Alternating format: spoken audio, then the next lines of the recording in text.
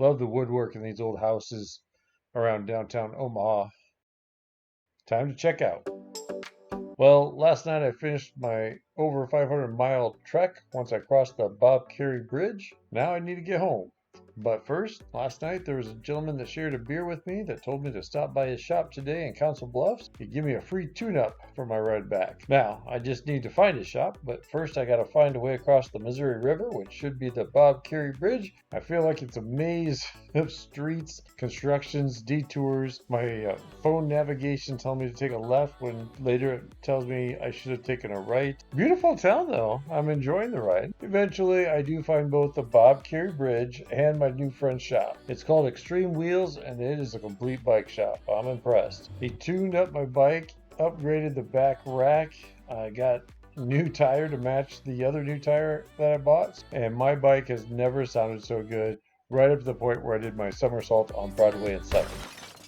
Here you can see where my front tire dropped into the wet cement. This locked my front tire as momentum pulled me down over the basket onto the concrete. As a woman parked at the stoplight waiting for it to turn green, yells out her window, "Am I okay?" Which I immediately said yes, because I wanted to remove all her concern so she could continue when the light turned green. But I'll tell you, I think that all happened within 15 seconds, and I was in no position to make a decision of whether I was all right or not.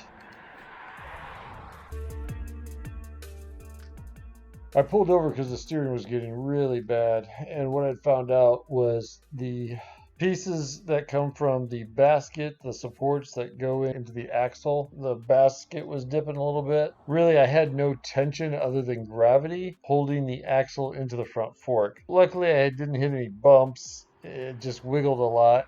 But yeah, I could have had that tire come out from underneath me at any moment, which definitely is not good. Now I'm trying to get it back together, and there's something wrong because it is not going back together the way it's supposed to. And there's really only one way to go in, and that is goes into the axle and gets squeezed on. I was squeezing on a couple times, and it popped out, which is weird. I tried a few different things. I think I got it all put together, and I think I'm fine. But that's it's it's kind of a late start already. And now I'm doing additional maintenance as I go. My goal today was to maybe do 70 miles, at least do half of that, maybe 35 miles. I don't even think I've gone 10 miles. I don't know. It doesn't feel like very far.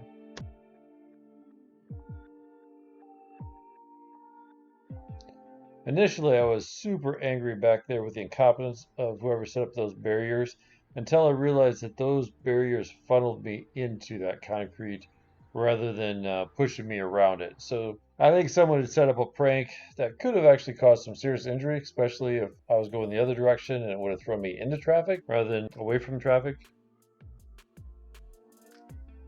Well, out of nowhere, there's this little one of those shipping storage containers converted over into a roadside goat cheese hamburger joint, and I'm about 5 miles from that campground, and this sounds like a perfect place to get supper.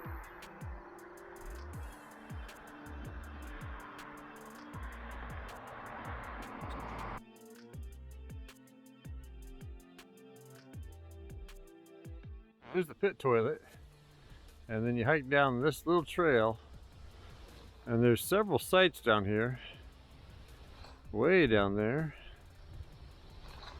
up high. I got the whole tent area to myself for $10. That's a deal.